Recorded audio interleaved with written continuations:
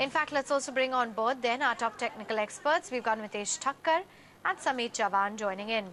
Mitesh, let's start off with your strategy on the Nifty. Is 79.50 on the cards, and what would be your top picks? Yeah, see on the Nifty, I would want to see the 79.60 barrier. That's the technically important level. Some moving averages are placed there.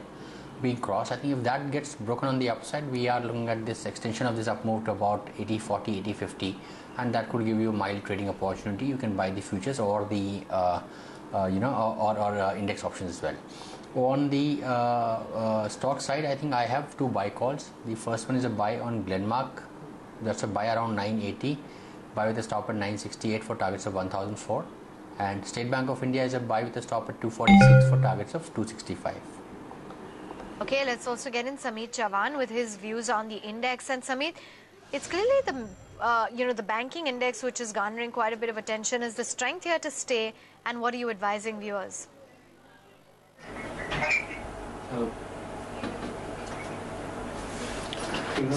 See, as far as Bank Nifty is concerned, on Friday, Bank Nifty gave a breakout from its near-term resistance zone of 17,200 on a closing basis. The momentum is clearly on the upside. Now 17,500 is a major hurdle for Bank Nifty. But considering its price movement on Friday and first half today itself, we are expecting this 17,500 to be broken on the upside. 17,800, 17,900 looks quite possible on Bank Nifty, considering next 2 to 3 days time horizon. On the low side now, 17,200, 17,100 would act as a strong support. What would be your top recommendations?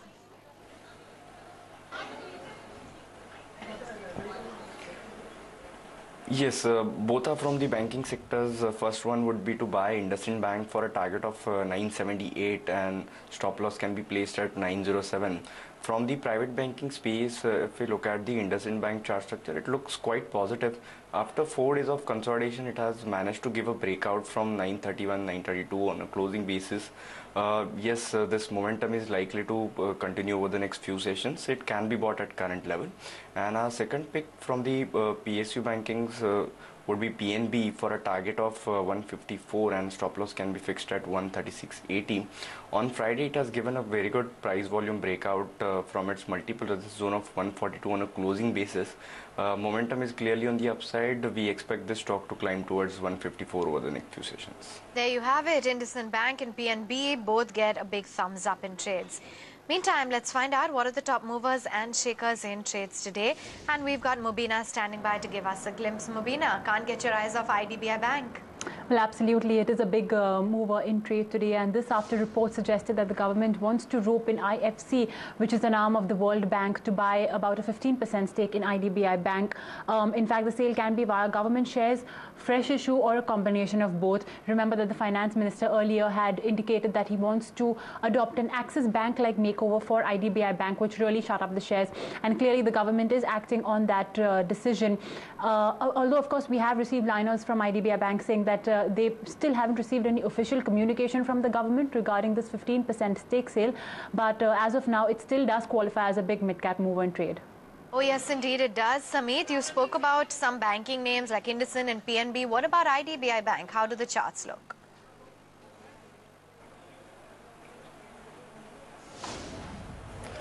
If we look at it with price action before September, 50-52 was acting as a strong support. Stock managed to rebound from those levels during the latter half of the September and gave a decisive breakout beyond its major resistance zone of 70-72 with substantial rise in volume. Since then, it's been just moving upwards, and looking at the broader degree charts, I won't be surprised if the stock moves beyond 100 rupees. 108, 110 would be the next levels. It might take a couple of months, but we are expecting 110 to be tested in next couple of months for IDBI. 80, 82 has now become a strong base on the lower side. So any decline probably towards 85, 84 would be a good buying opportunity for IDBI Bank. And as I said, we are expecting 108, 110 over the next few months. Okay, there you have it. IDBI Bank poised for more upside. Meantime, Mubina, let's chat about IVRCL.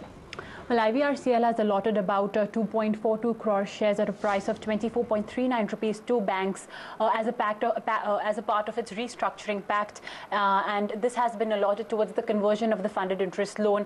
Remember that IVRCL was as well one of the SDR is one from the SDR pack. In fact, reports also say that IVRCL is likely to hold a bankers meeting this week.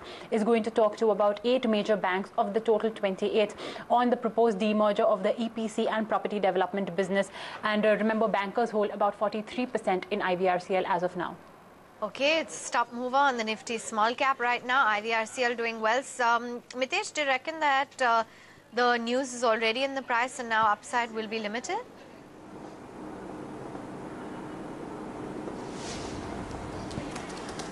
See, I think, many of these infra names have been extremely beaten down and are trying to rebound. So I think there could be more upside. The 200-day average for the stock is at about 12 rupees 5 paisa. So in that sense, not much, but I think, on a percentage basis, I think still 12%, 13% kind of an upside can happen. So I think the stock is heading towards a level of rupees 12. Okay, that's a call coming in on the stock. Meantime, Mubina, what's the last and final recommendation? It's a Treehouse Education, but it's a flip side case for this one, because as opposed to IDBI and IVRCL, this one's really being battered in trade very badly, down by about 10% as we speak. And this after it was already down close to 20% in Friday's session. So it's clearly a bad couple of sessions for Treehouse Education. Just in the last 9 sessions, it's had a consecutive 9-day losing streak, and it has lost almost 40% of its value just in the last 10 days. In fact, if you look at the stock right now, it's trading close to its 4-year lows. There's yet no news flow as such which has this triggered this kind of stock movement, but as of now, it's one of the top losers in the CNX 500. Okay, there you have it. Treehouse Education, a stock in focus. Come in quickly, Sameer, on how you see this one trending.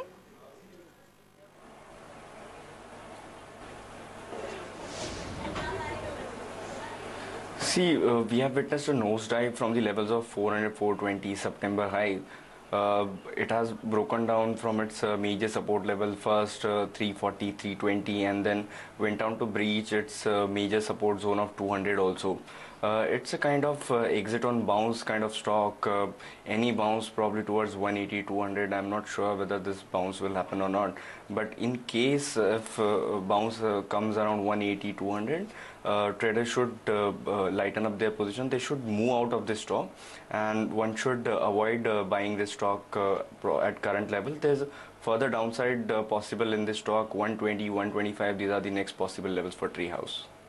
Okay, thanks very much, Sameet, for giving us all of those views. In fact, we've got some viewer queries as well. Suresh Kumar is joining in live from Chennai with his question on ICICI Bank. Suresh, welcome to Riding the Bull. What's your query? Yeah, I bought a ICICI Bank share at 267 rupees. When can I sell it? And as well as Indigo share also I bought. I just want to know about both the shares. Okay, let's start off then with ICICI Bank. It's a fairly short-term time horizon. What do you advise, Mitesh?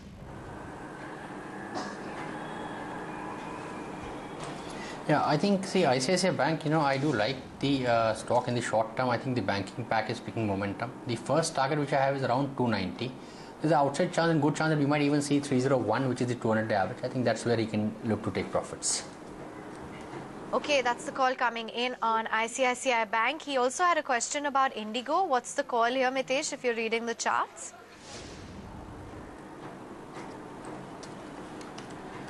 See, again, the problem here with Indigo is that the data is extremely limited. It's a very recent listing. So the only thing which I can suggest is that, possibly trail your stop loss to 1043.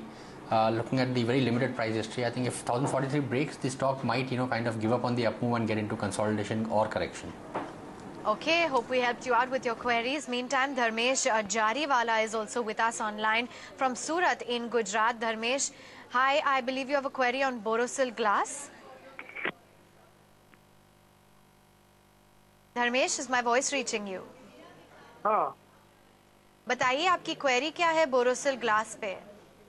हाँ मैंने Borosil glass 1 साल पहले लिया था 1500 के rate. कितने shares?